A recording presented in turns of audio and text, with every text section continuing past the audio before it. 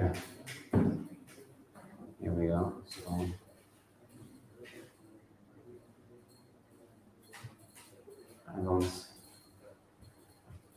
can you check on YouTube or Facebook if it's okay? Here I'm pressing and I cannot see my screen.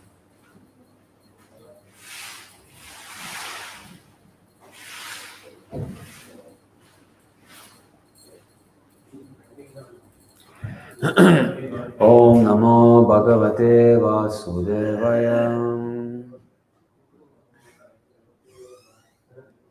Om Namo Bhagavate Vasudevaya. Om Namo Bhagavate Vasudevaya. Narayanam Namaskritya Naram Chaiva Narottamam Devim Saraswatim Vyasam Tato Jayamudiraye Astaprayeshu Abhareshu Nityam Bhagavata Sevaya Bhagavati Uttama Shloke Bhaktir Bhavati Naishtiki. By regular attendance on the classes of Bhagavatam and by rendering of service to the pure devotees, all that is troublesome to the heart is almost completely destroyed. And loving transcendental service unto the Supreme Lord, whose praise with transcendental songs is established as an irrevocable fact. Reading from Srimad Bhagavatam by His Divine Grace, C. Bhaktivedanta Swami Prabhupada Ki Jai. 5th Canto, Chapter 3, Text 16. So there's no purport, so we will be reading it once.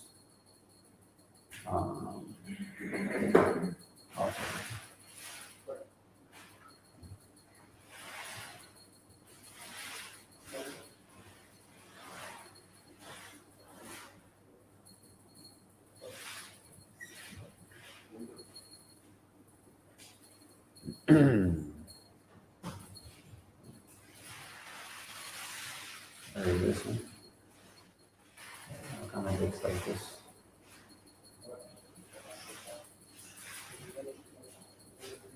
One huge line, huh?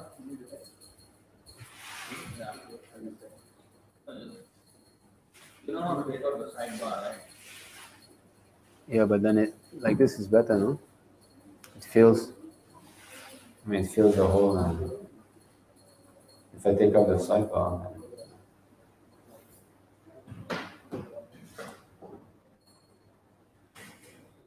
Actually, this website is not so good. Prabhupada.io is better. I think, is this good enough? It's big enough, right?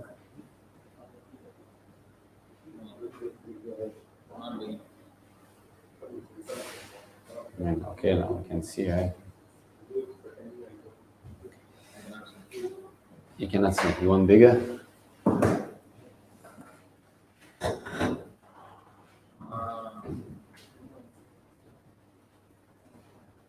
Let's go big. Okay. Shri Sukha Uvacha.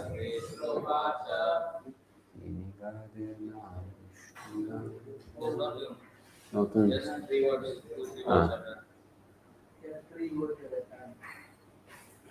Iti nikadena bishtu yamano Bhagavan animisharsha bhovarsha Aishishil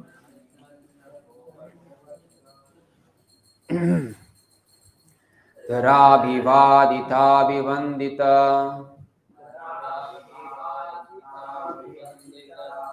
Charanaha sadayam midamaha.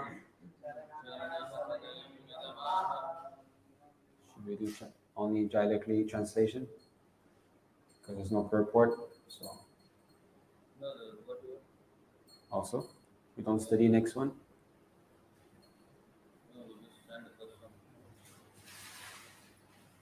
So,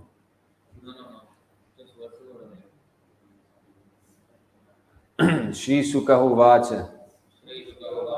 Shri Sukadev Goswami said, Iti, thus, Nigadena, by prayers and prose, Abhishtu Yamana, being worshipped, Bhagavan, the Supreme Personality of Godhead, Animishar Shabaha, the chief of all the demigods, Varshadhara, by King Nabhi, the emperor of Bharata Varsha,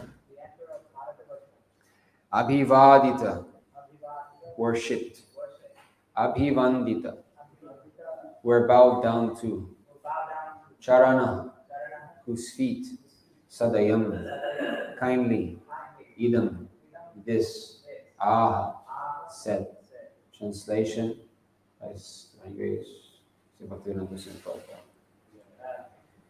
Shri Sukadev Goswami said, the priests who were even worshipped by King Nabhi, the emperor of Bharata Varsha, offered prayers in prose, generally they were in poetry, and bowed down at the Lord's lotus feet. The Lord of Lords, the ruler of the demigods, was very pleased with them, and he began to speak as follows. Should repeat also? Yeah. Please repeat. Shri Sukadev Goswami said,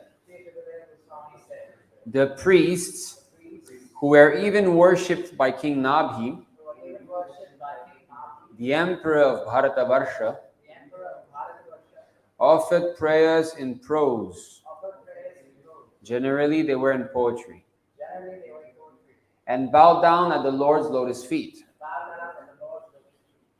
The Lord of Lords, the ruler of the demigods, was very pleased with them. And he began to speak as follows. Shri Bhagavan Uvacha. Shri Bhagavan Uvacha.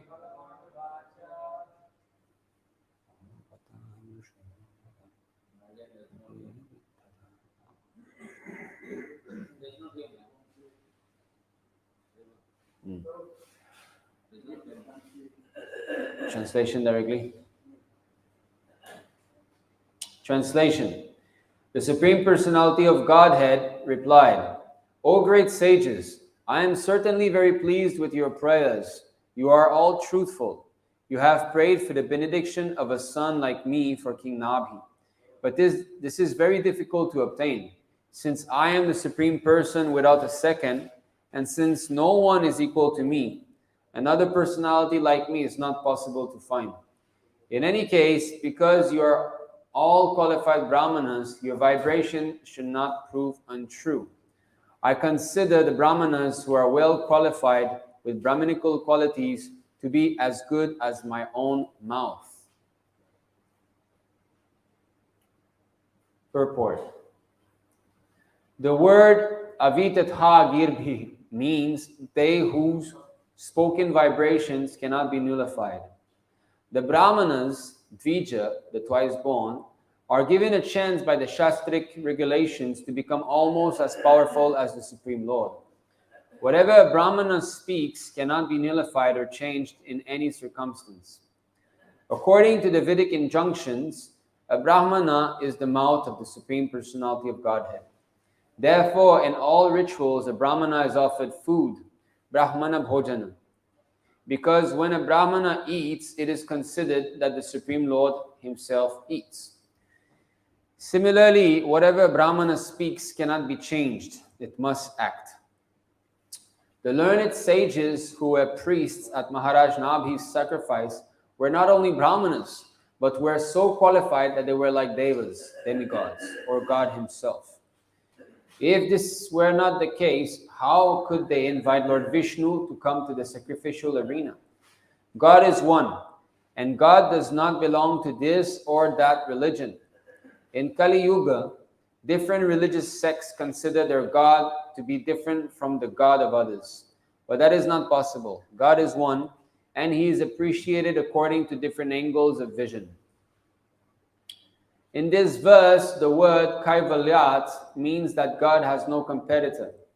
There is only one God. In the Shvetasvatara Upanishad 6.8, it is said, Natat samas chabhyadikash chadrishyate.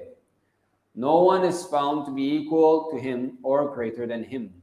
That is the definition of God.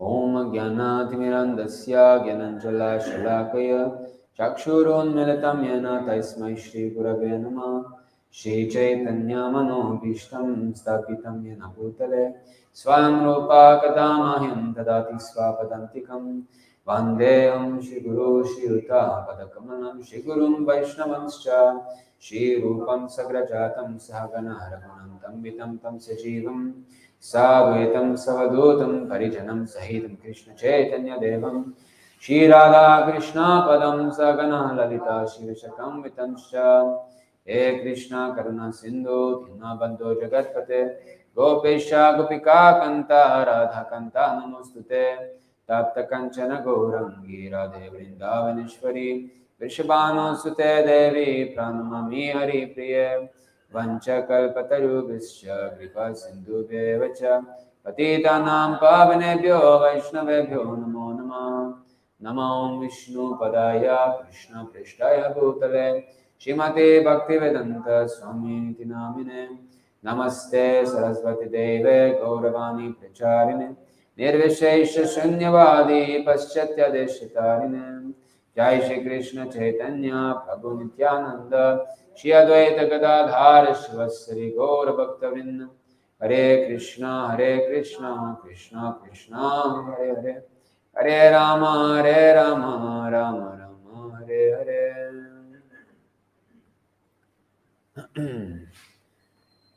The Supreme Personality of Godhead replied, O great sages, I am certainly very pleased with your prayers. You are all truthful. You have prayed for the benediction of a son like me, for King Nabhi, but this is very difficult to obtain, since I am the Supreme Person without a second, and since no one is equal to me, another personality like me is not possible to find. In any case, because you are all qualified Brāhmaṇas, your vibration should not prove untrue. I consider the Brāhmaṇas who are well qualified with Brahminical qualities to be as good as my own mouth. Okay, so King Nabhi, here we see that he had this desire to attain a son who was like the Supreme Personality of Godhead, and he thus engaged his, not his, but he engaged bona fide Brāhmaṇas to perform a sacrifice in order to please the Supreme Lord. So, to beget the son is actually a duty in the Varnashram system.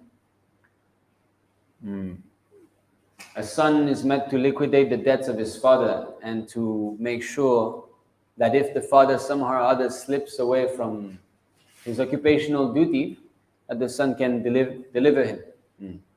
So there is this hell, which is called, what is it? Pu something. Pu. There's a hell which starts with Pu, right? And then tries. Right. So Putra means one who delivers from hell. So there are many instances in the Srimad Bhagavatam of great personalities who desired offsprings, and we can see how they had performed austerities before begetting the child. So there is some facility for spiritual advancement even in Grihastha ashram, but it has to be executed under rules and regulations. The children, to have children itself, to desire to have children is a material desire. Actually, one should desire to have, to serve the Lord as his son. That is the pure. To desire a child is the perverted reflection of this rasa that exists in the spiritual world. So it is contaminated. Pure devotional service means Shravanam, Kirtanam, Vishnu, right? So nowhere is it said that to beget children is considered as pure devotional service. So there is some contamination there. There is some feeling of being separate from the Lord, that I can have my own family, do my own thing. So the way to purify that is to make sure that our children advance spiritually. In fact, we should be so serious that our aim should be to make sure that our children will not take another birth. So this can become an impetus for spiritual advancement for the parents. If they are serious, they will try to do whatever possible that they can to make sure that the child becomes Krishna conscious.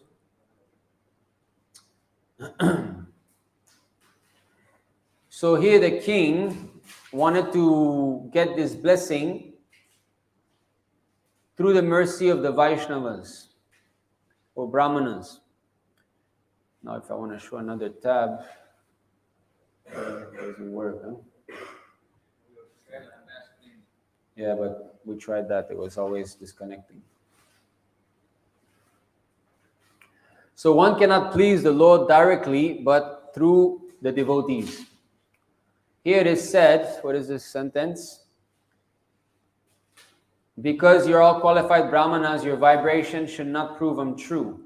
I consider the Brāhmaṇas who are well qualified with Brahmanical qualities to be as good as my own mouth. So sometimes in Vedic literature it is said that the Brāhmaṇas are the mouth of the Lord, and therefore to feed a Brāhmana is to feed the Lord directly. Just like the example of Advaita Acharya. Advaita Acharya's father's Shraddha ceremony, he had to feed Brāhmanas, because this is the custom.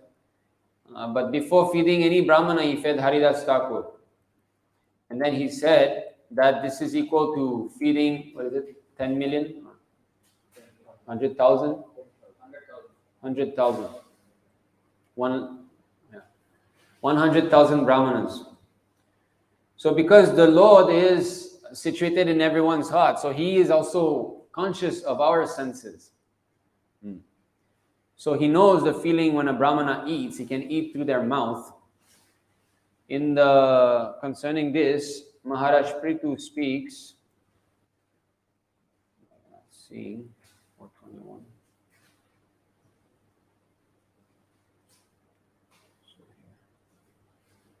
So this is Srimad Bhagavatam, Canto 4, chapter 21.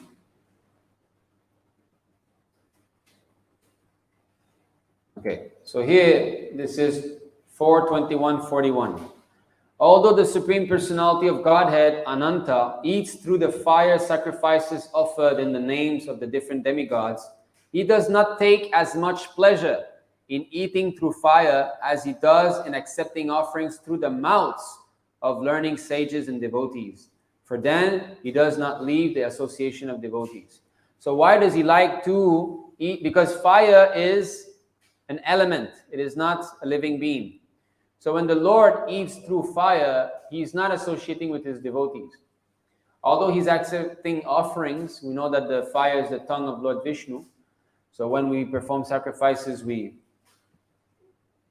throw grains into the fire, ghee, the offerings, banana, and so on. So the Lord is eating in this way, but he's not associating with his devotees. So here it is said that the Lord prefers when we feed his devotees. And this is why when we do offerings to Srila Prabhupada, actually Krishna is eating. Krishna is eating through Srila Prabhupada's mouth.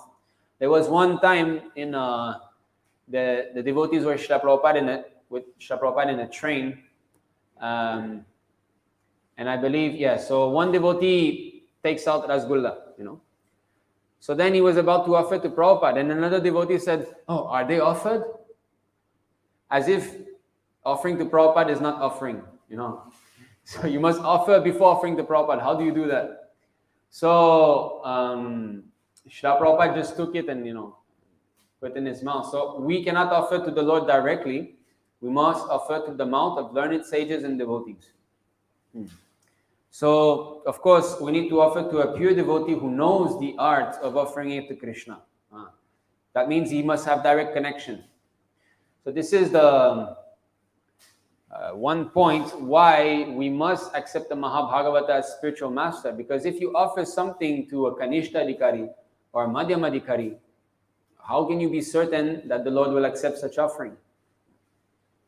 So we can read the purport here.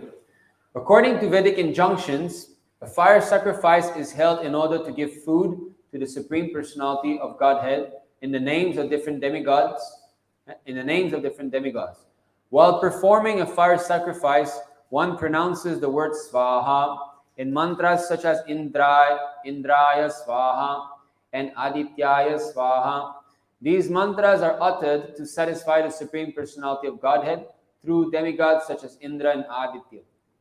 For the Supreme Personality of Godhead says, Naham Tishtami Vaikunthe Yoginam Hridaye Shubha Tatra Tishtami Narada Yatra Gayanti Mad Bhakta. I am not in Vaikuntha, nor in the hearts of the yogis. I remain where my devotees engage in glorifying my activities. It is to be understood that the Supreme Personality of Godhead does not leave the company of his devotees. So here Prabhupada makes this point that I just now. Fire is certainly devoid of life, but devotees and Brāhmaṇas are the living representatives of the Supreme Lord. Therefore, to feed Brāhmaṇas and Vaishnavas is to feed the Supreme Personality of Godhead directly. It may be concluded that instead of offering fire sacrifice, one should offer foodstuffs to Brāhmaṇas and Vaishnavas, for that process is more effective than fire yajna.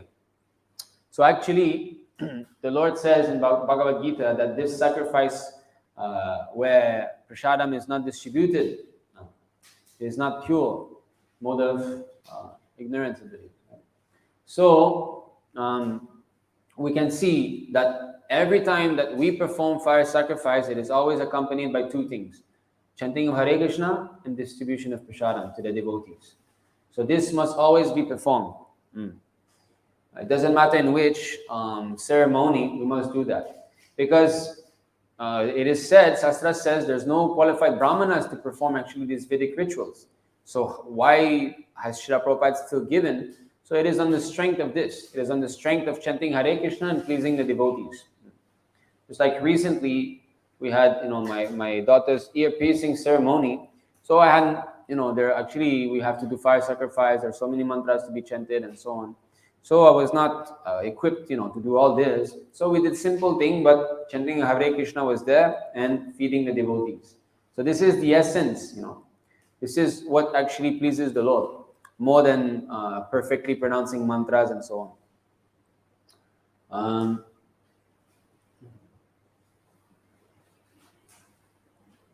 Yes. Or the Garbhodana Samaskar, when the child is born, there are some specific mantras that have to be recited into the child's ear as soon as he's born. So these are there in Vedic literature, but in this age, the Hare Krishna Mahamantra includes everything. So when the child is born, one should be chanting Hare Krishna into his ears.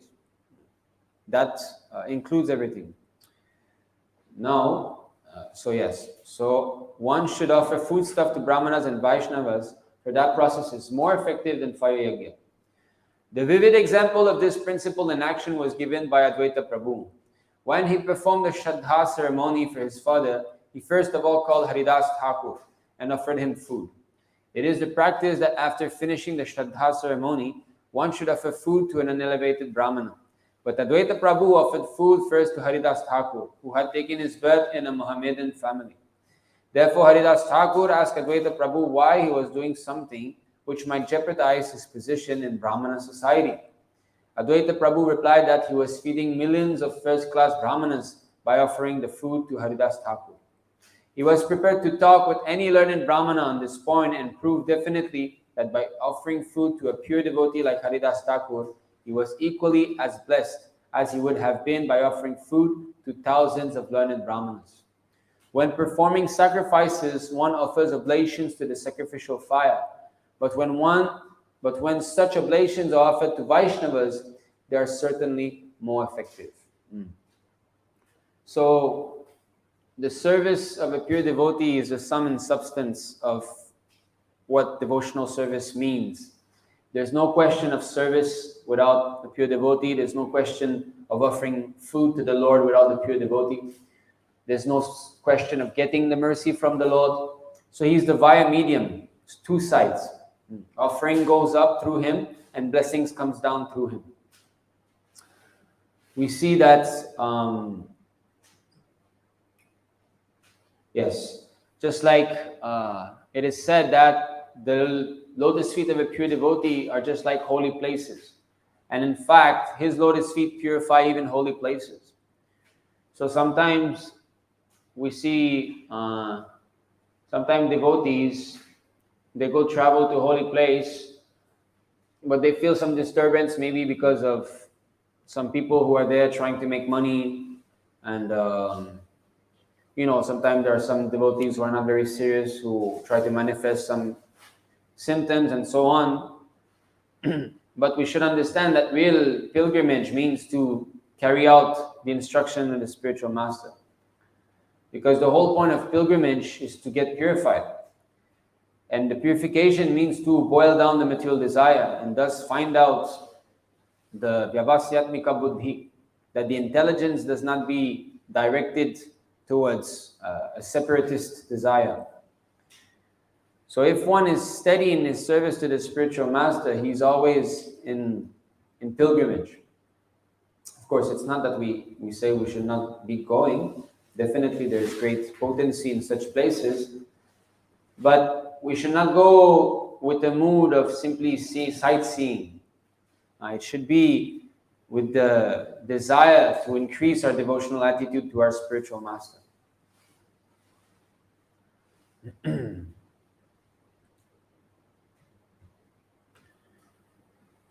So, yes. So this is the next verse, 42. So 421, 42. In Brahminical culture, a Brahmana's transcendental position is eternally maintained because the injunctions of the Vedas are accepted with faith, austerity, scriptural conclusions, full sense and mind control, and meditation. In this way, the real goal of life is illuminated, just as one's face is fully reflected in a clear mirror. Yeah.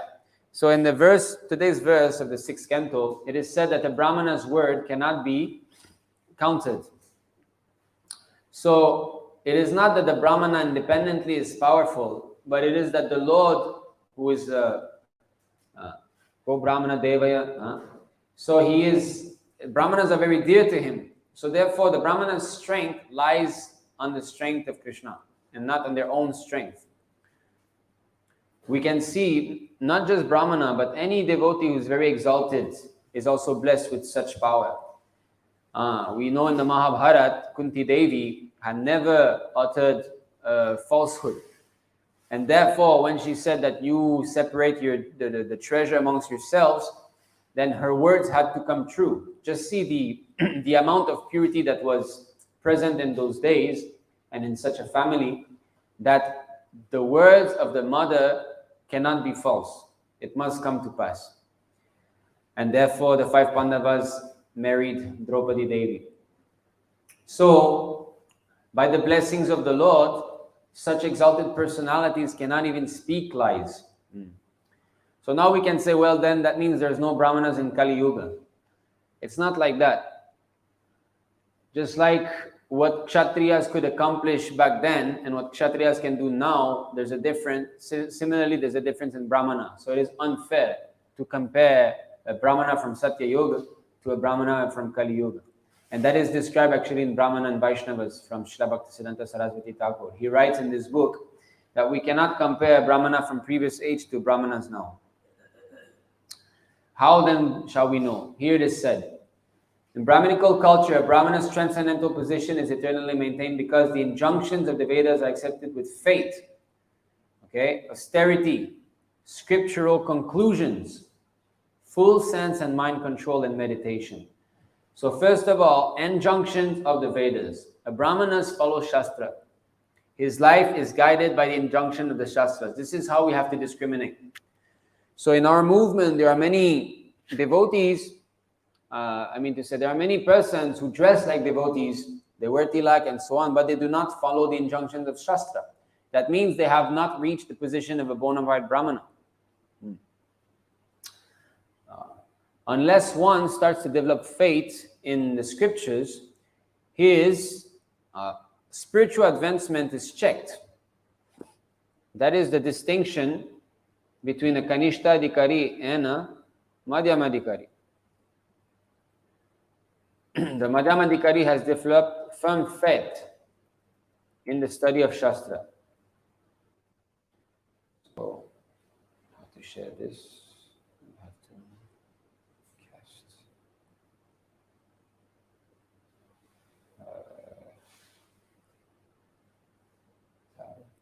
Okay. Yeah, so this is Madhya Lila, chapter 22, text 74. Archayam eva haraye pujamyah shraddhaye hate nathad bhakteshu changyeshu sabhaktha prakrita smritah. Srila Prabhupada gives an interesting translation. A prakrita or materialistic devotee does not purposefully study the Shastra. So here, purposefully. And try to understand the actual standard of pure devotional service. This is very subtle.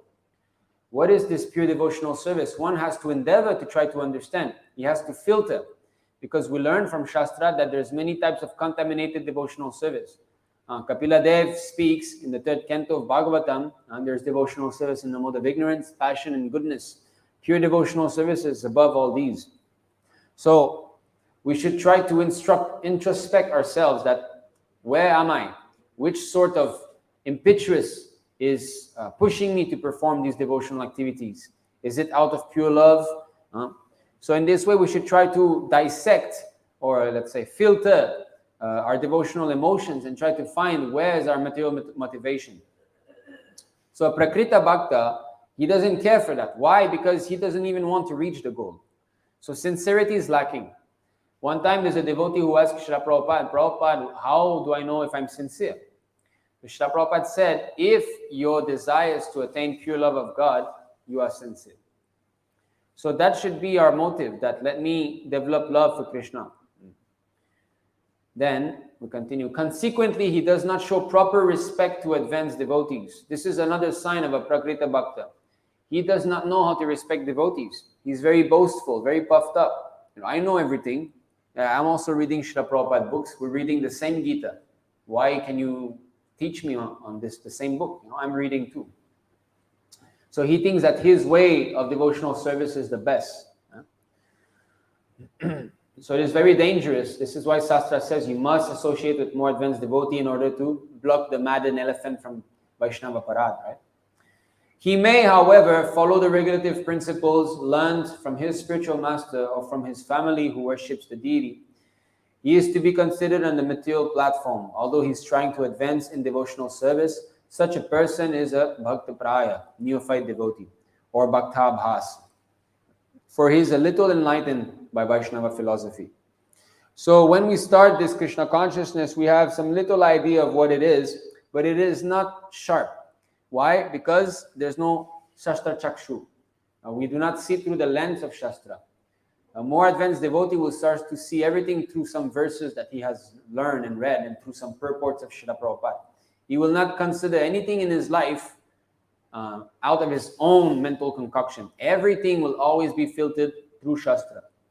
And only in this way can one come to the mode of goodness, which is the standardized platform of Brahmanical qualification. So, now I want to go back here. So those who are watching online is because I need to be showing on the TV here. It's a little bit touchy. Okay. So, yes. So because the injunctions of the Vedas are accepted with faith, austerity. This is another thing. Austerity, there are threefold austerities, right? Austerity of the body, austerity of the mind, and austerity of speech. Okay. So Brāhmanas must practice all three. So these austerities are spoken in the 18th chapter, I believe, right? Which verses? Austerity of body, speech, austerity of the body consists of bowing down to superiors, and 17, 14 onwards. So Bhagavad Gita, chapter 17, text 14 onwards, the Lord describes threefold austerities. So again, austerities of Devadvija Guru Prajna Pujanam Sauchamarchavam Brahmacharyam Ahimsa Cha Shariram Tappa Uchyate. So the austerity of the body consists in this: worship of the Supreme Lord, the Brāhmaṇas, the spiritual master, and superiors like the father and mother. Cleanliness, simplicity, celibacy, and non-violence are also austerities of the body. So these austerities must be performed if we want to raise ourselves to the Brahminical platform. And here it is said, worship of the Supreme Lord. This is one. The Brāhmaṇas. Brāhmaṇas means devotees. Except devotees in this age, there's no Brāhmaṇas. The spiritual master. So here we have the Lord, the pure devotee, the Mahabhagavata, and the Vaishnavas, the devotees. Three, right? So we learn how to deal with them.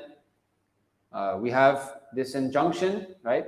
So, to the Supreme Lord, our love, right? And then service to the advanced devotees, and then friendship with mutual devotees. So to learn how to reciprocate with different classes of people or devotees is the business of a more advanced devotee. The Madhyamadikari will know how to reciprocate properly. The Kanishtadikari will be offensive, and he does not know how to discriminate between who is advanced and who is a neophyte. Therefore, one cannot take guidance from a Kanishtadikari. So, worship of the Supreme Lord, the Brāhmaṇas, the spiritual master, and superiors like father and mother. Cleanliness. So that's why as soon as one wakes up, one must take shower.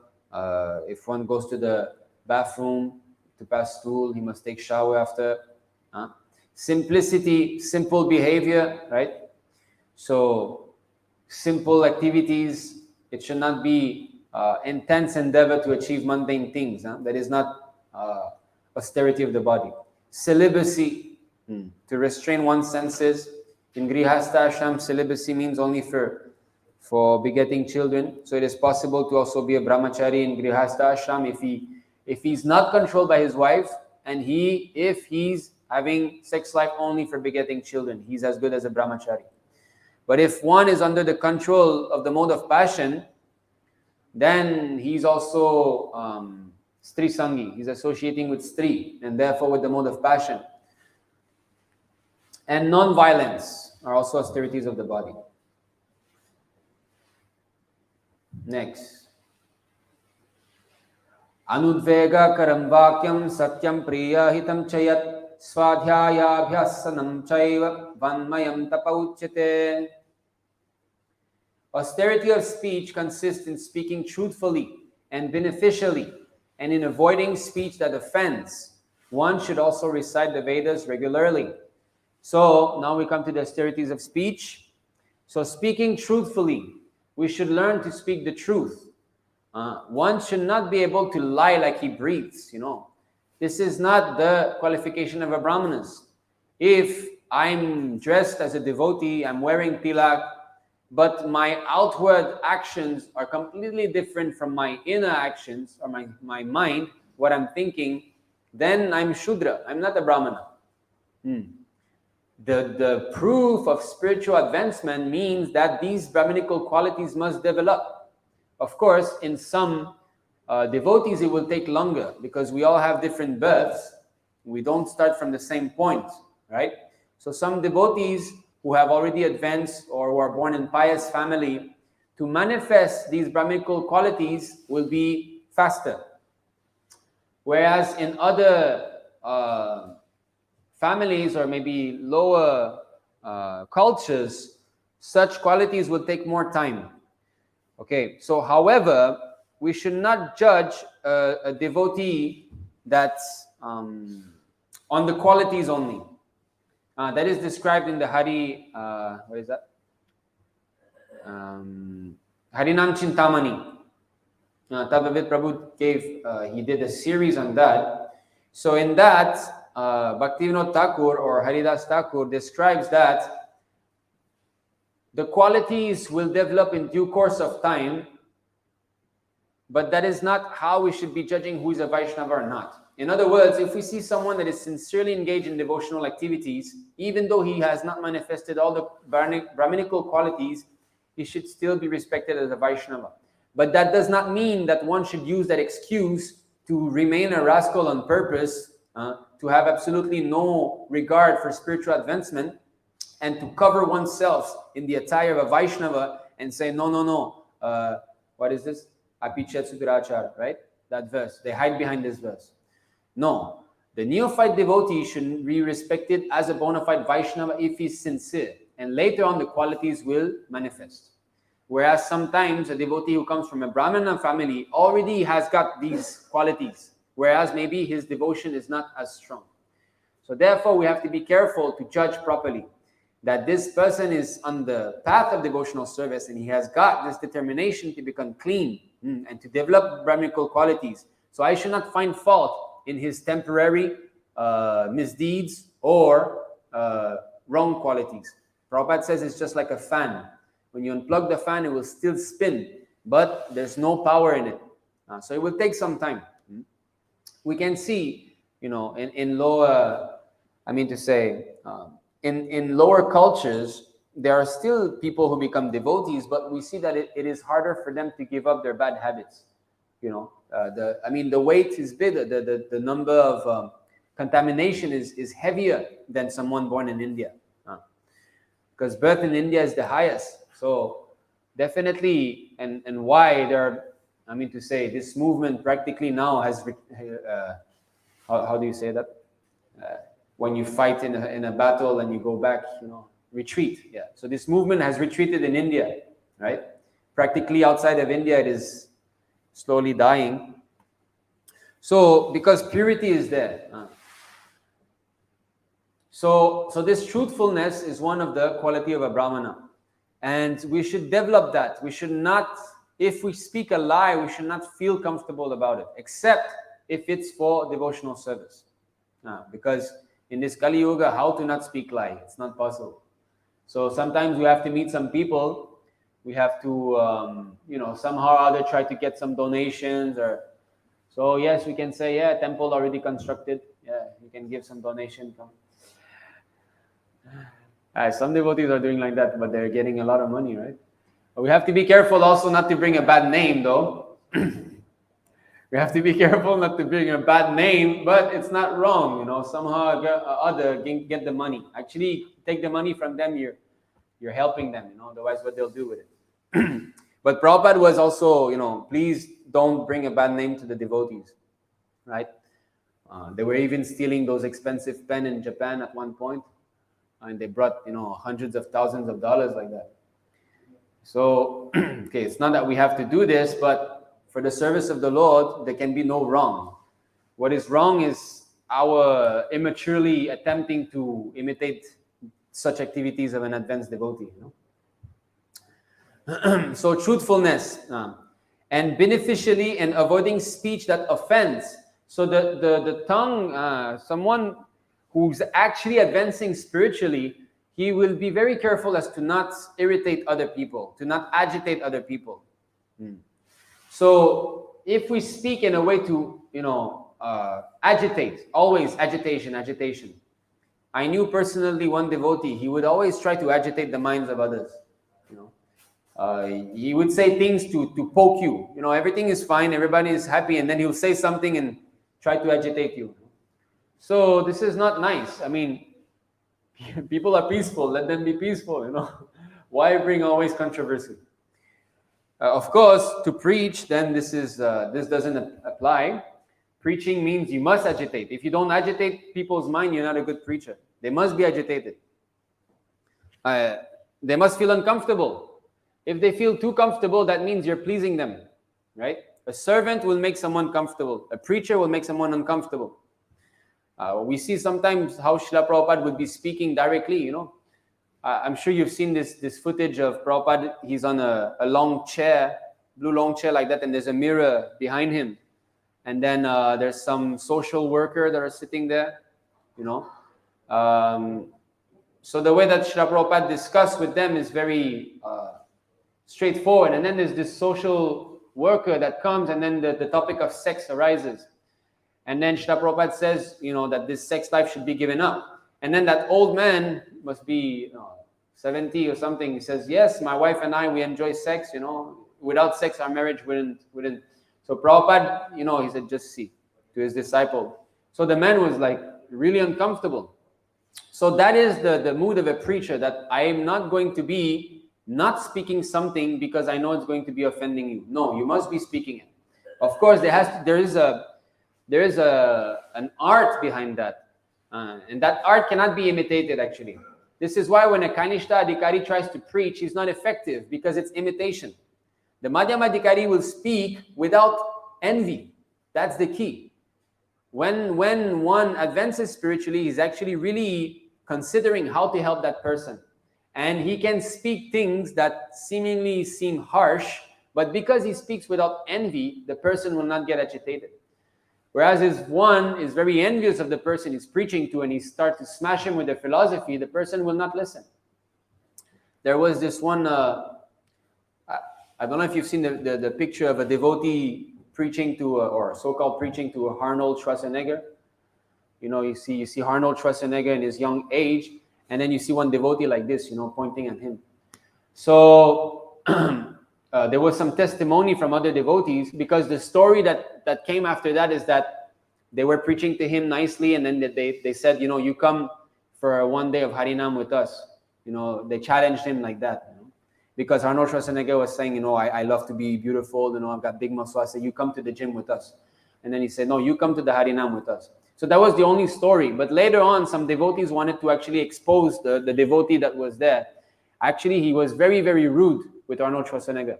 He was using like very bad words and so on, you know, and scolding at him, pointing with the finger. So, you know, one Mataji was saying he was like very, very rude. So that devotee clearly had some envy towards Arnold Schwarzenegger, you know, probably, you know, very big muscled and so on. So he was not preaching properly. You know, he was thinking, I'm envious of this man. I'm going to use the philosophy to bring you down. This is devotional service in the mode of ignorance, with a vengeful attitude. You know, I want to make you feel bad about your body, you know, like that. No good intention. Actually, there's only 3 instances that Srila Bhaktivinoda Thakur says where we can find fault in someone, or even if in a devotee. Even if in a devotee we can find fault in these 3 instances. What is that? First, to bring auspiciousness for one's own self. So in order to protect one's devotional advancement, to point out faults, you know. Especially in the early stage, when we start this devotional process, we tend to try to separate ourselves from our karmi entourage, you know, our previous entourage. And therefore, we find a lot of faults. You know, I see it a lot with youngsters, young devotees. They will speak very bad about their parents. You know, my parent is a demon and this and that and that. So that is natural, because they're trying to lose that association. So they're emphasizing on this, you know.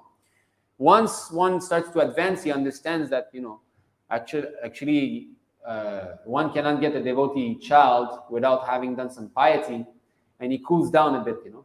But so that is okay, that is authorized, because he is not convinced of the philosophy yet. He's still on a very fragile platform.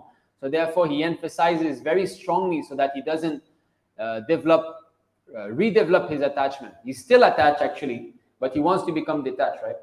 So to protect oneself, you know. So that's why also sometimes it's okay to criticize devotees who have got the sahaja mentality, because we don't want to be developing such qualities. So no, this is wrong. You know, I don't want to become like that. I don't want to be singing for name and fame. No, that is wrong. So to point out that fault, even though that person is a devotee, that is correct. Number 2, to point out faults in order to bring auspiciousness for the other person. So if we know that this person has, you know, he has a tendency, okay, to hear from authorities. So he's willing to take some guidance. Let me tell him what you're doing is wrong. This is not good. This is not correct. So you're pointing out the fault, yes, but that is not the fault finding that is condemned in Shastra. That is actually good, because that is like a physician who administers bitter medicine. Yes, it is bitter, but it is for your own good. And 3, it is to invoke auspiciousness for the whole world.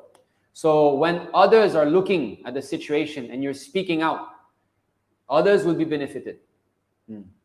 So, like at the present moment, Tadvavid Prabhu is editing a video on abortion. There's this lady called, what is her name?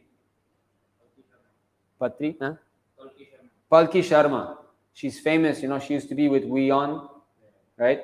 So she spoke like, yes, abortion is good, women has the choice and so on, and she gives only nonsense arguments. So Tadvavid Prabhu is editing a video already, he's already filmed it. So that is definitely finding fault in her, because after all, she is rascal. So he's going to be pointing out this fault and putting this online so that anybody that watches be benefited. So that is also authorized. We can do that. Yes. So, okay, speech that offends. One should also recite Vedas regularly. Yeah.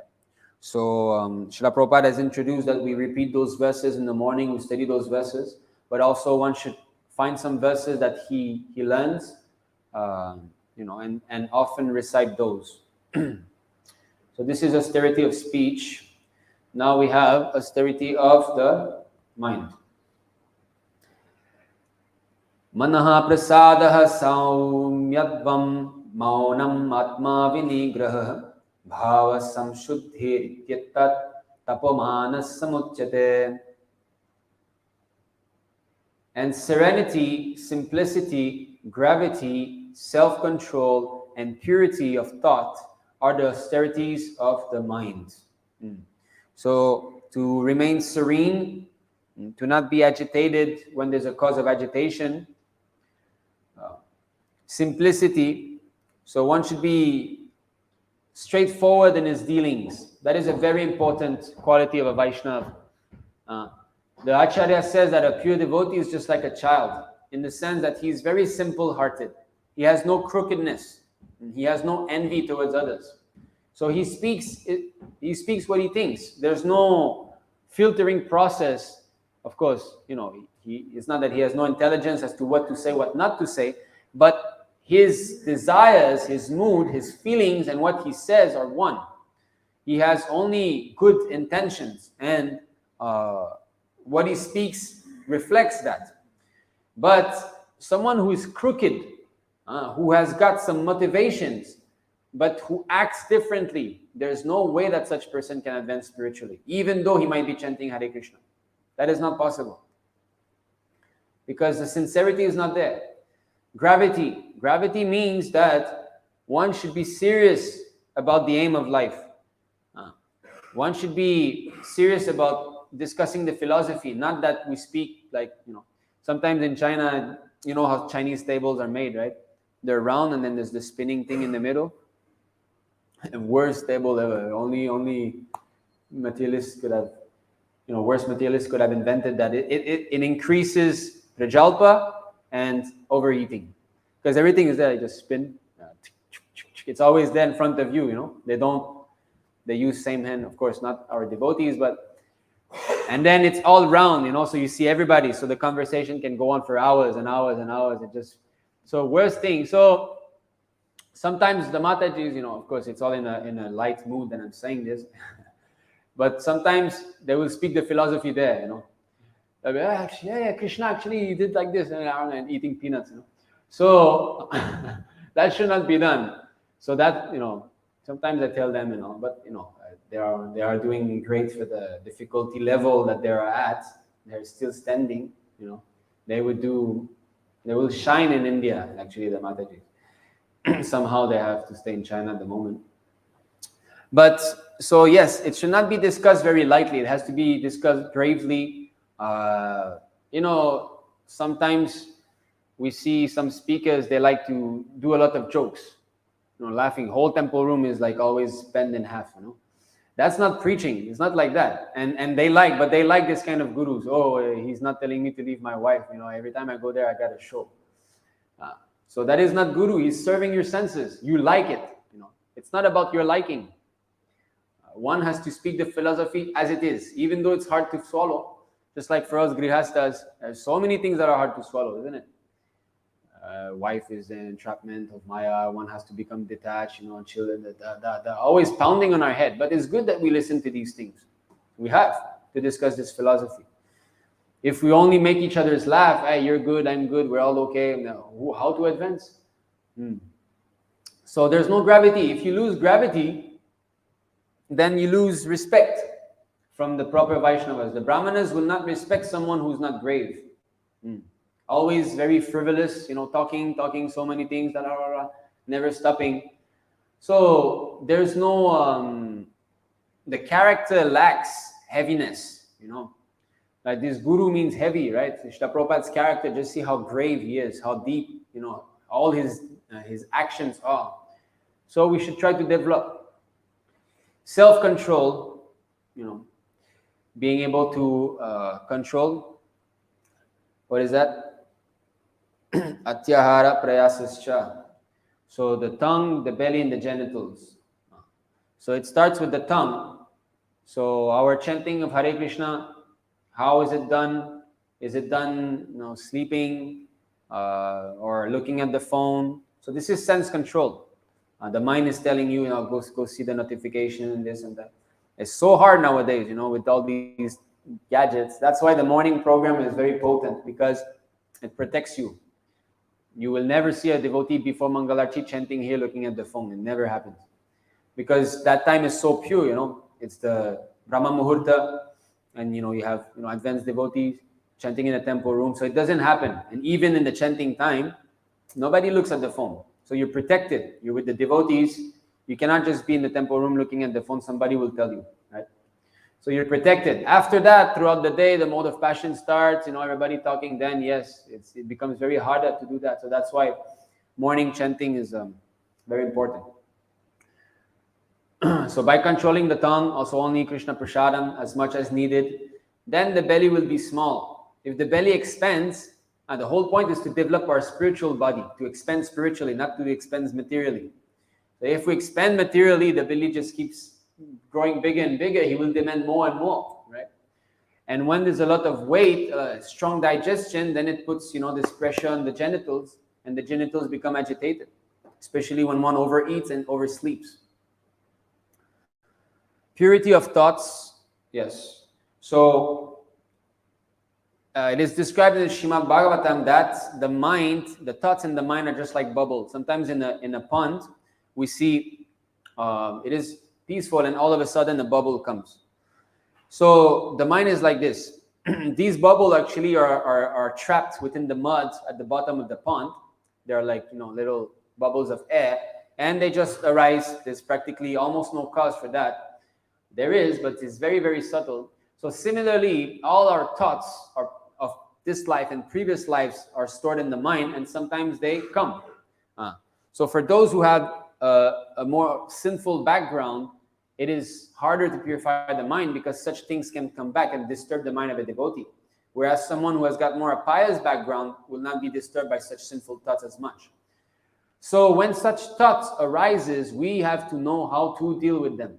We should purify, not to be carried away by such thoughts. Right? Because if one thought arises and then you dwell in it, then you're very carried away by this thought, and your mind is not pure anymore. But the mind of a Brahmana is supposed to be pure. So we should know how to know. Bring back the mind, purify, chant Hare Krishna, read books, or look at the deity in this way. We have to counter such attacks of Maya. Are the austerities of the mind. Okay, so now coming back to here. Yes, so this is the verse that we were speaking. This is Prithu Maharaj's instructions. So this is how we recognize a Brahmana. He has faith in Shastra. He performs austerities, which we have seen. Scriptural conclusions. That is how we come to a conclusion through Shastra. Not saying that he hasn't read Bhagavad Gita, but his teaching is the same. What kind of statement is this? One has to show. So what he says, he must support by, yeah, Krishna has said like this, Krishna has said like that. So this is how a Brahmana is supposed to speak. Full sense and mind control and meditation. So Srila Prabhupada has introduced some meditation, preliminary meditation for us, and that is the Gayatri. So this is when we are to sit down and meditate. Meditate on the mantras that we are speaking. So, first of all, the effulgence of the sun, lotus feet of the spiritual master, then Shri Chaitanya Mahaprabhu in this way all the way to Krishna. So this meditation should be getting more and more clear within the mind. So in this way, the real goal of life is illuminated, just as one's face is fully reflected in a clear mirror.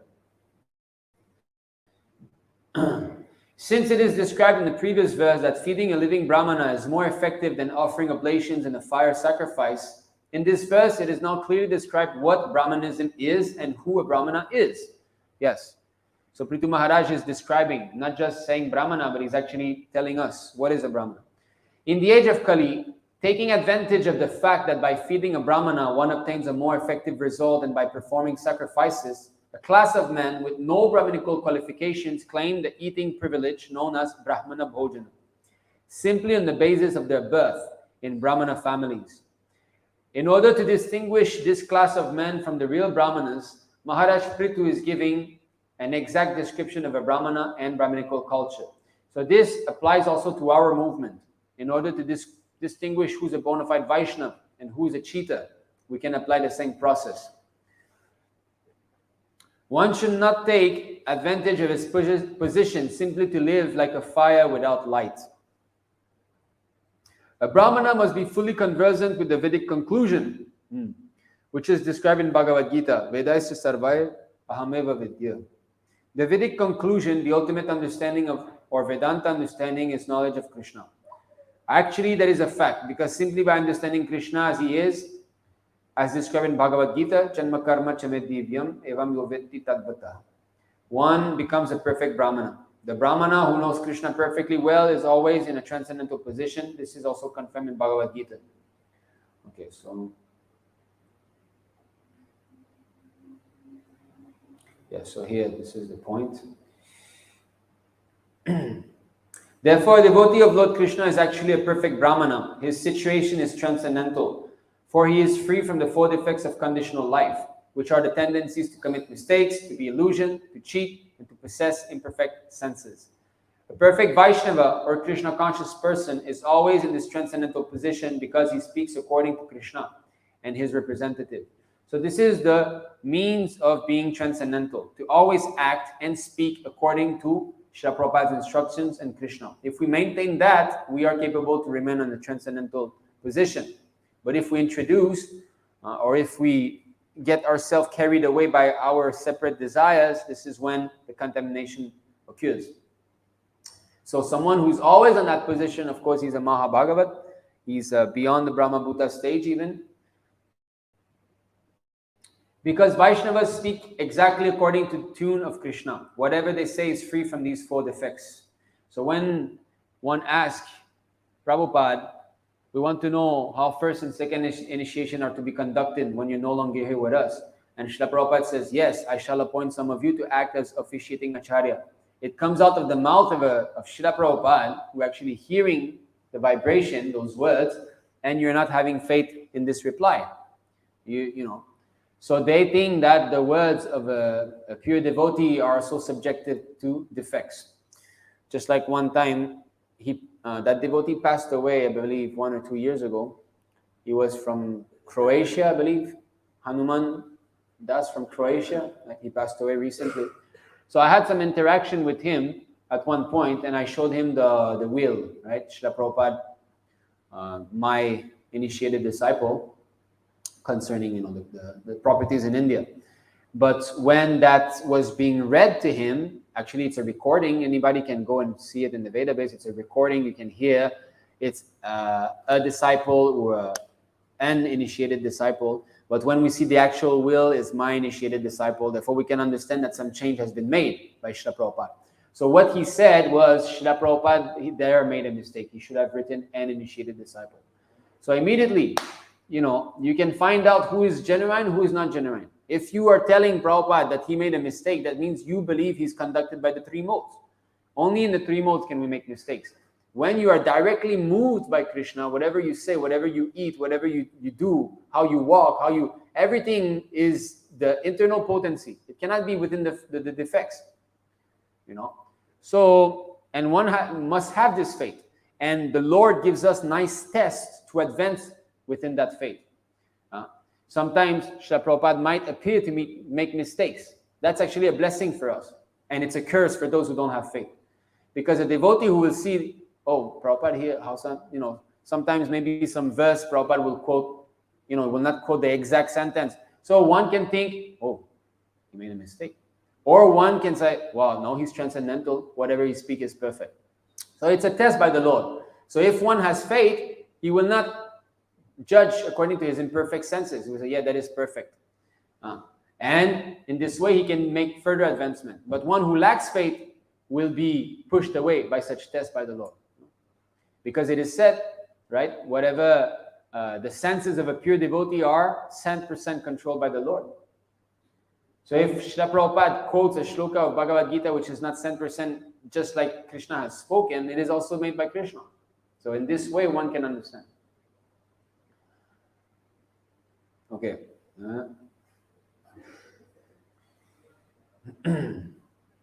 A genuine Brahmana or Vaishnava therefore depends eternally on the conclusion of the Vedas or Vedic version presented by the Supreme Personality of Godhead himself. Only from Vedic knowledge can we understand the actual position of the Absolute Truth, who, as described in Srimad Bhagavatam, is manifested in three features, namely personal Brahman, localized Paramatma, and the last, the Supreme Personality of Godhead.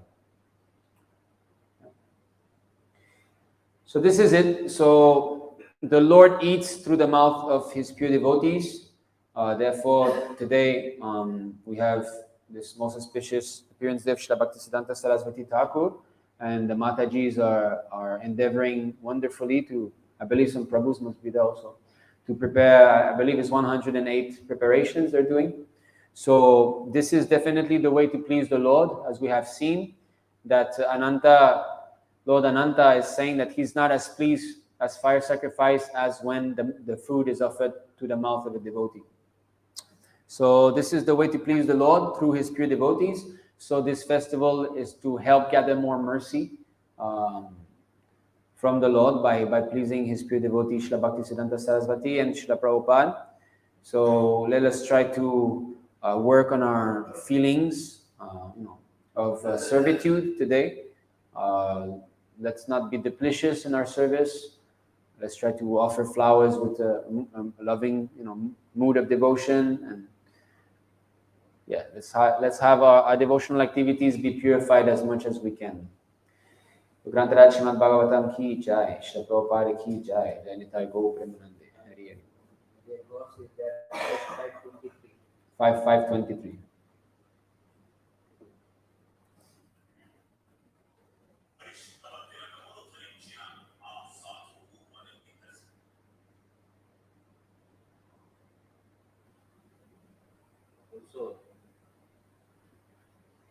Na brahmanastu layabhutamanyat pashyam viprah kimi atah paramtu yasmin ribhi prahutam shraddhayaham ashnami kamam na tathagnihotre. O respectful Brahmanas, as far as I am concerned, no one is equal or superior to the Brahmanas in this world. I do not find anyone comparable to them. When people know my motive after performing rituals according to the Vedic principles, they offer food to me with faith and love through the mouth of a Brahmana. When food is thus offered unto me, I eat it with full satisfaction. Indeed, I derive more pleasure from food offered in that way than from the food offered in the sacrificial fire. Yeah. So exactly the same point here is mentioned. This is Lord Vishnu speaking. Rishabhadev. Lord Rishabhadev speaking. Oh yes, 5:5. Yeah.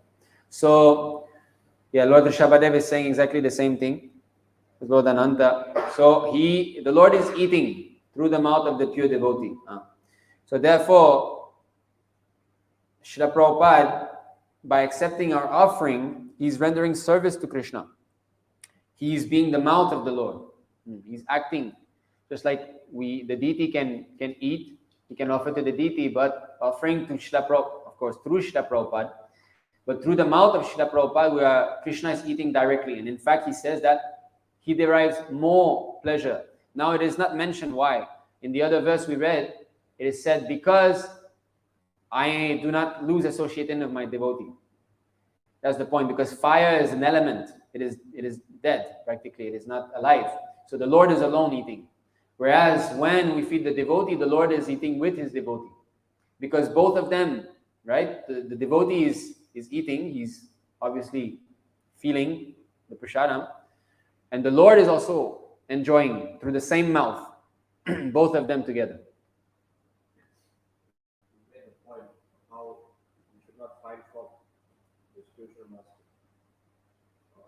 To add on, also I've seen that many devotees also find fault with, for example, Prabhu. And from that, those who have dedicated their lives to propagating the devotee also. Right. You see how that also is detrimental. Yes. So,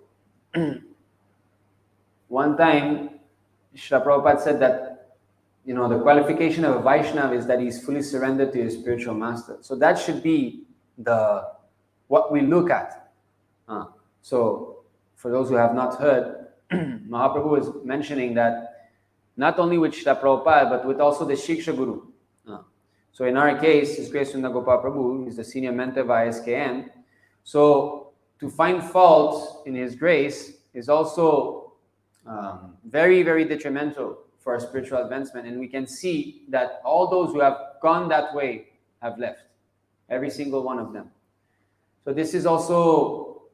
we have to be very careful because, you see, api chet sudurachara, right? This verse actually mainly applies to a neophyte devotee who is not controlled his senses yet, because even if he performs the most abominable act, that doesn't apply to a Madhyamadikari. He cannot perform the most abominable acts anymore.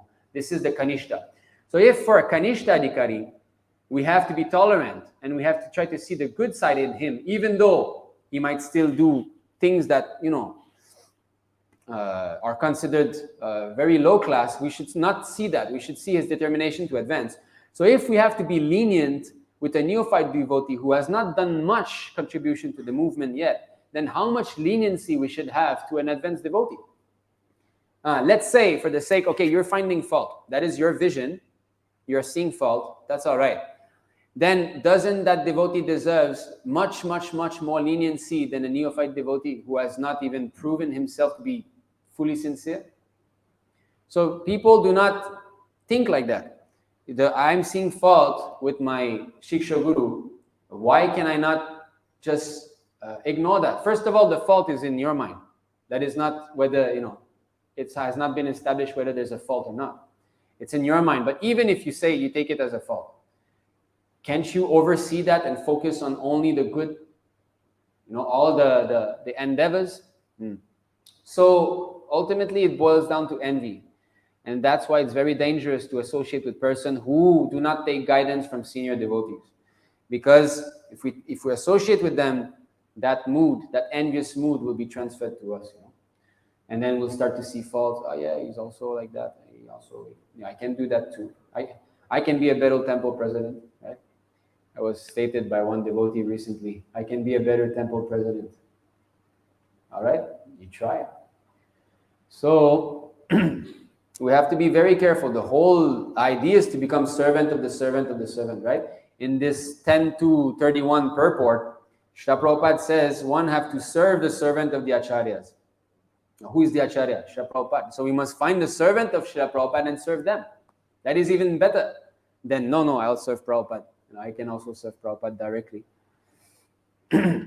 That is, that's why this Ritvik word is so hated in ISKCON, because everybody says, I'm Prabhupada, I'll serve Prabhupada, I'll do Prabhupada. Everybody else says, I don't care, only Prabhupada only. If you love Prabhupada, you don't love his sincere devotees? How is that possible? How do you know he's Yeah, so that you must learn from a sincere devotee. Ultimately, it boils down to sincerity yourself. If you're not sincere, you won't know who's sincere and not sincere. Because only a Madhyamadikari can recognize. And how do you become a Madhyamadikari? Through association of Madhyamadikaris. How do you associate with Madhyamadikari? Well, the Lord will arrange that according to how sincere you are. Therefore, those verses are there in Adi Lila, right? 12:8 onwards, right? Through, what is it? By arrangement of providence. So it's Krishna who's doing all this. This group, that group, this group. He's doing all that. Why? Filtering the husks. I've seen that for the first time this summer, how they do. Cut the rice, and of course they have this huge machine, they can, but how they shake the husk and the rice goes away, and then, but the traditional way, it's fanning. All the husk, you have to let it dry. You let it dry in the sun, then at one point the husk will separate from the rice, and after that you have to fan. So, no, that is when you make like flour, right? If you take the husk of the wheat, then you want to make flour, then you beat it. For rice, maybe they were doing rice flour to make like noodles or something. Oh yeah, like this, like this, or fanning. Anyway, so the process is to eliminate those who are motivated. So that's why there's so many groups. Even in Ritvik, separate. Even in ISKCON now, who is this? Bhaktivinoda Swami. He's openly saying it. Let's just cut ISKCON in half right now. It's gonna go down to that point. Let's just do it now. He's saying openly. So we're heading towards this. Already we had this ISKCON West, and we'll have International Society for Krishna Consciousness in India only. What is it? International is there? How we can say West or India, or right? So you remove the holding, you remove the pole in the middle. They will all scatter. So all this is happening because there is, what is it? 81 forms of contaminated devotional service, right? Prabhupada explained in those purports in the Kapila Dev, mode of goodness, passion, and ignorance, right?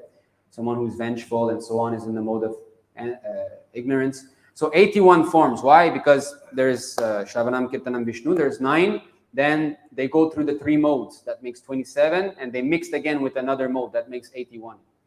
So there's 81 form of contaminated devotional service. So you get some, birds of a feather flock together.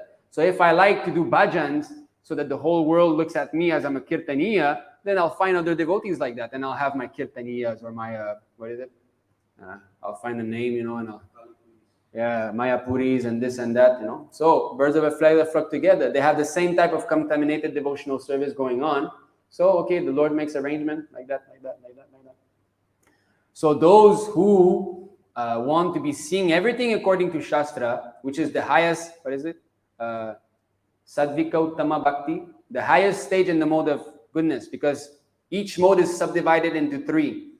There's the highest in the mode of goodness, middle in the mode of goodness, lowest in the mode of goodness. It depends on our desires. So the highest in the mode of goodness is because of scriptural injunctions. If one performs his devotional service because Shastra says so, because the spiritual master says so, he is on the highest platform in the mode of goodness. If one performs devotional service, this is not my speculation. This is, I believe it's Vishnu, Naradiya Puran, right? Yeah, 9 cans. So I cannot share because I can only share a tab from the browser, but it's in my notes. Yes, Sunday class already. So I'm not going to go through that again, but the point is this: someone who, because he hears from authority, you should worship Krishna, you should do Mangalarti, simply acceptance of that, he is in the medium platform of the mode of goodness already. So, the Lord has to make different sanghas for that. You want to appear as a devotee, but you want to keep also your sex life. There's a sangha for that. I met like a devotee from Gaudiya Math. He said, I will do a surgery to cut, I don't know, vasectomy, I believe is, so that you don't have children anymore. They cut the tubes where the sperm goes. Anyway, they do something. Meaning after that you have sex, you cannot have children. He told me like that. I'm going to do he said, I want to keep enjoying, but I don't want any more children. He told me like that, straightforward. I was thinking, And then next time I meet him, I read this, the gopi told the other gopi, please, you're telling me, please. So Yes, they all have, in the Gaudiya Math, they all have these crazy books, you know. Of course, they're not crazy books, you know, they're from the Acharya, it's bona fide, but they speak about this after the surgery, you know. So there's this Sangha also, you want to go there? You want to be this kind of, you know, I want a sex but no children? Yeah, okay, I know devotees like that if you want. So filtering process is there. So it's all based basically on the sincerity of the devotee. The Lord is in the heart, right? So he sends the bona fide spiritual master, or he sends the cheater spiritual master also. Which devotee is going to be approached? Oh, I like him, he tells nice jokes. Okay. That's why Shastra says, Tadvigyanatam sagurumi vabhigashchet samit panimi shrotriyam brahmanishtam. Brahmanishtam. You should inquire about Brahma. Not that you go to inquire, you know, how to use a harmonium. I'll become a devotee because I want to be a musician. That is wrong. Or Tadvigyanatam sagurumi vabhigashchet. Yeah, that's the same. What is the other one? Tasmat gurum prapadyat jigyasu shreya uttamam, not preya uttamam. Right? How to have the most fun, you know, that's why I'm going. No, so Shastra is telling you, this is why you should inquire. If you don't inquire for this, that is your own mistake. You'll be cheated, that's all. So therefore Shastra says, you must look at this person for at least 1 year. Can I surrender there? So two things, your desire and the person you're surrendering to. These two things must be there properly. Then you're sure you'll be properly guided, you know. If you come for the wrong reason, you must accept the wrong person. There's no doubt. We had another Bhakta in the group, you know, because we said one of our live classes, I don't know if it's Tavid Prabhu or Prabhu, saying, you know, women cannot become guru and so on. So he watched that. He said, I don't think that's correct. You know, like I think women also should. So he has got his opinion already. So you're fresh new, you know nothing, and you already start to, you know, criticize the classes of more advanced devotee. You should not see your opinion like maybe, okay, you're hearing this, but why? Then you should further the inquiry. Okay, women cannot be, why? I'd like to know why. Not that I think this is wrong, you know, I'll go away. Then, okay, you go see, what is it, Narayani in Russia, right? Not, of course, not your daughter. That guru, her name is Narayani Devi Dasi, Russian first. So, okay, you go see her. How can you focus in the class when she gives class? You know, 90% of the men will be looking at the body, right? How you can focus? Yeah. Right? Not to seeing the soul. Yeah. They're all on that platform. Artificially trying to imitate the Mahabhagavata means you fall down, right? Like the instruction mantra 5 purport. But if you say that Krishna is segregating and beating out the hearts, it means all these different groups are there. How do you see who progresses? Yes, this is today, right? There are different, just like here, who's a bona fide Brāhmana? It was saying. And at least very few will go back to Brahmanas. Well, yes, it's very hard to go back to Krishna, right? Bhaktisiddhanta Saraswati said 100 lifetime of pujari, then you can become preacher. And then preacher also, you know, it's not the easy thing. It's like a pyramid, is only like a few souls going back sometime. It's not an easy task. Anyabilasita sunyam jnana karma anavritam. We have absolutely no attachment to this karma. This karma, what is this karma? You know, things that I like to do for myself. So out of this 81%, right? That's goodness highest, and middle only go back to God. Right? No, goodness don't go back also.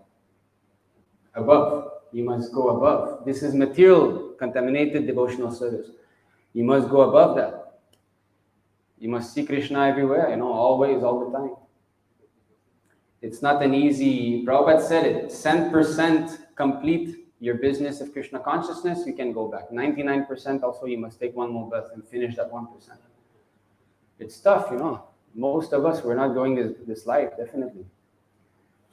So, but at least we're progressing, and we can do more service in the next life, right? We'll be born again devotee, and then we can continue to preach and so on. So it won't be as tough as the others, but, you know, birth is already, you know, we've witnessed, right? We know what it is to give birth and all, and so we're going to have to go through this again. But at least our parents are going to take better care of us and so on. So, some little diminishment of the suffering will be there, but unless we develop pure Krishna prema, so we can know according to our, right, there's these three things, right? How much we have become detached from material enjoyment, especially sex life, how much we have realized this knowledge, and how much our devotion to the Lord has increased. So we can judge through this. And plus the Adau Shraddha Tata Sadhuhanga in this way. It is said, right, if we actually are chanting purely, then standing of the hair, tears. So we know that, we're not there, or maybe some of us are, but, then this transformation of the body, like Bhava stage. So these are all hints, but definitely, we calculate Prabhupada was always showing that how much one is disinterested in sense gratification. That's really, where the test is. Because you see how these so-called gurus, they still like to be with women and to show off in front of them. And so you can see in the character of the person. But ultimately, this is something that is realized. Prabhupada said, you don't have to take a certificate from someone else that you're advancing spiritually. So we feel encouraged. Why do we jump like this at Mangal Arati in the morning? Why do we want to preach even though all odds are against us? So these are all signs that this is working. The connection is proper. Plus the knowledge is sharp. How Prabhu is training us, everything is crystal clear. Not that everything is very shady, maybe like that. That the first 4 verses of the Samsaradava prayer is for my guru, and after that the 4 next is for Srila Prabhupada. What is this? That I have to bring my guru's picture when I offer prasadam, but at the same time I have to keep Prabhupada in the heart, and everything is so unclear. You don't know. Then I'm saying Namam Vishnu Padaya Krishna Prestaya Bhutale, but then he falls down. Namam Vishnu Padaya Krishna Prestaya, then you go left. Everything is very confusing. So this is not how it's supposed to be. Everything is supposed to be sharp as a razor blade, very clear understanding. So the more we're sincere, Krishna will just let us understand that. It's realized. Everything will be clear. Just like, can anybody convince you not to follow the rhythmic system? No, because you've been going through it again and again and again, and it's realizing, and you're seeing that this is working, So, yes, so let's pray that the Lord puts us in the proper Sangha, so that we are protected in the association of pure Vaishnavas, because Madhyamadikari is also considered pure Vaishnavas in the sense that he has accepted the pure process. He does not speculate. So it's only a matter of time. The Madhyamadikari, actually, he's certain to go back to Godhead. There's no doubt. It's just a matter of time that he attains complete purification and rises above the 3 modes.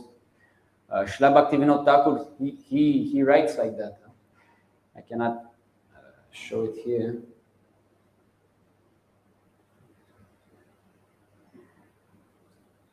Shuddha Bhakta, yeah, here. Harinam Chintamani. I will put it in the WhatsApp like this. I can show it here. I'm sending it in WhatsApp.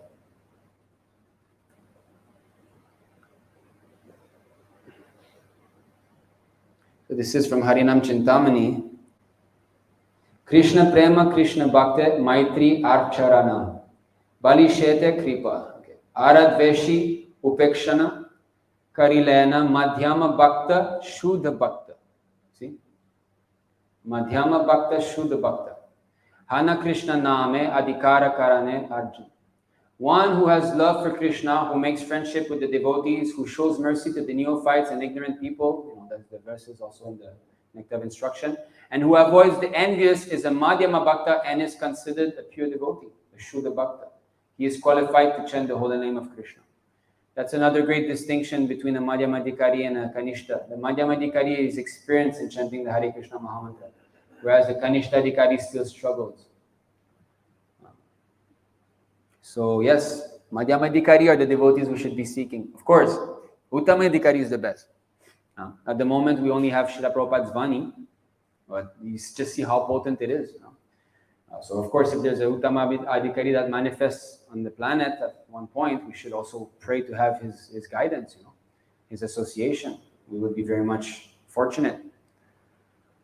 But the process that Prabhupada has given us is also complete. And again, in that 10.231 purport, Srila Prabhupada says one has to worship the lotus feet of the Acharya and remain in the association of devotees. He doesn't say one has to have a physically present spiritual master and so on. And 231.